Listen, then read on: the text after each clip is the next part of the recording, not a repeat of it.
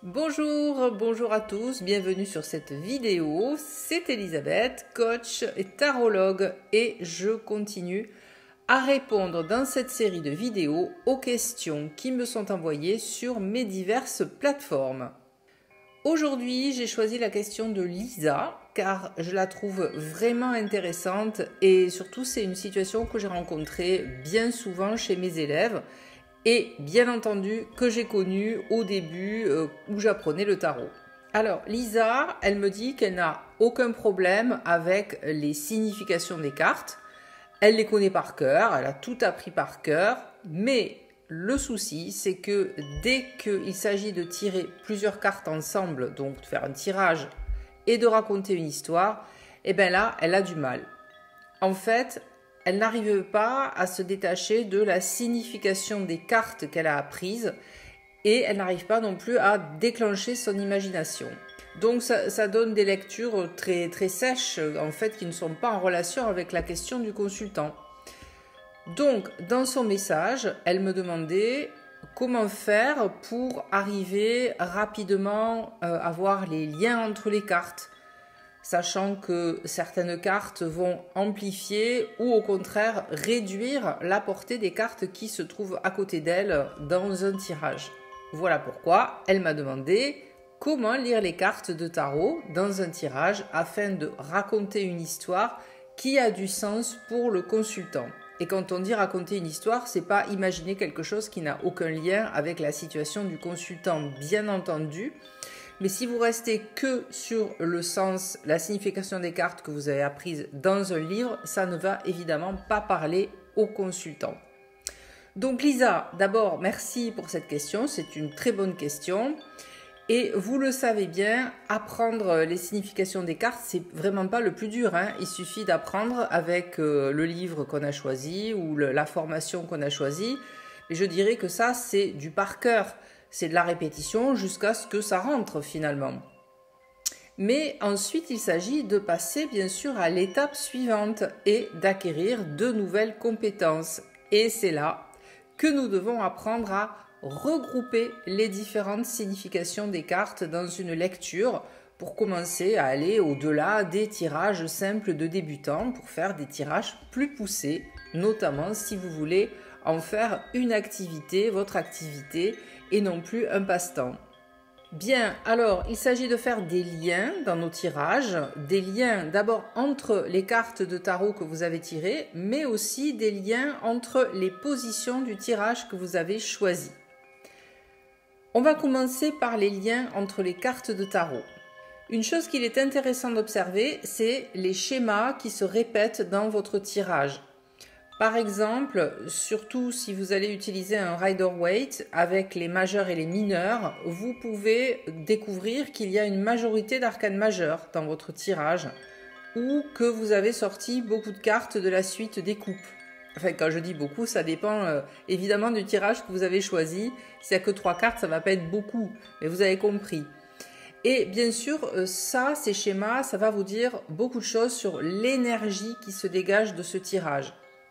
Vous allez peut-être aussi voir un schéma avec les nombres et vous allez penser à un thème clé. Par exemple, si vous avez beaucoup de 4, oui, dans votre tirage, ça va indiquer une énergie qui est stable ou qui est stagnante. Je vous recommande également de regarder le mouvement entre les cartes. Alors, par exemple, si on prend cet as de pentacle, on imagine qu'on a fait un tirage et dans notre tirage plus complet peut-être, on a 2 cartes là et on voit l'une à côté de l'autre qu'on a cet as de pentacle qui tend sa main avec un pentacle et ici ça passe à 2 personnages qui se tendent une coupe. Donc on peut imaginer qu'on a un mouvement qui est un peu passif parce que là on a juste la main comme ça qui sort des nuages et qui fait pas grand chose, et ici on imagine que les 2 personnages se sont tendus les coupes l'un à l'autre, donc il y a que ça évolue, vous voyez, vers un mouvement un peu plus actif. Donc par exemple ici on pourrait dire que avec l'as de pentacle il y a une opportunité d'échange, une opportunité de rencontre au départ qui n'est qu'un échange peut-être commercial, financier, en tout cas il y a 2 personnes qui se rencontrent et ça peut évoluer vers une rencontre plus sentimentale, plus amoureuse, en tout cas des liens émotionnels plus forts qui se créent. Ou alors, imaginons qu'on ait toujours cet as de pentacle et puis le page de pentacle à côté. Donc vous voyez, c'est pareil, ici c'est assez passif et là on a l'esquisse d'un mouvement avec la jambe du valet, enfin du page, et qui soulève ce pentacle. Donc on voit bien que là il y a eu toujours pareil une opportunité qui s'est présentée et que l'énergie représentée par le valet va en faire quelque chose. Pour l'instant, il ne sait pas trop, il regarde son pentacle, il découvre ce que c'est, il découvre cette opportunité, il va voir ce qu'il en fait, mais en tout cas, il a esquissé un mouvement. La deuxième technique, ça va consister à rechercher des liens dans les positions du tirage que tu utilises. Par exemple, là, c'est un tirage en croix. Alors, on peut imaginer, par exemple, que c'est une partie du tirage de la croix celtique, qui est un tirage qui est ultra classique dans le monde anglo-saxon, donc il continue, hein, il y a d'autres positions, mais le milieu, on va dire, du tirage, c'est ça, passé, présent, futur, et donc le présent, la situation présente, le conscient et l'inconscient. Donc bon, après, alors, je vais pas revenir sur le tirage de la croix celtique, parce qu'il y en a qui disent que c'est autre chose au niveau de ces deux positions, mais souvent c'est comme ça. Donc là, par exemple, vous voyez qu'il y a une grande majorité de pentacles. On a 4 mineurs qui sont des pentacles. Et ici, le diable qui nous parle quand même de tout ce qui est matériel, matérialiste. Le diable, il a envie de se faire plaisir au niveau physique, au niveau matériel. Donc tout est vraiment relié. Ici, on a vraiment des liens. Bon, déjà au niveau de passé, présent, futur, évidemment, puisqu'on a le 3 avec cette collaboration qui évolue vers plus de richesse, puisqu'ici on est sur le 10, mais qui peut évoluer dans le futur vers une dépendance peut-être à l'argent, avec une manipulation de certaines personnes.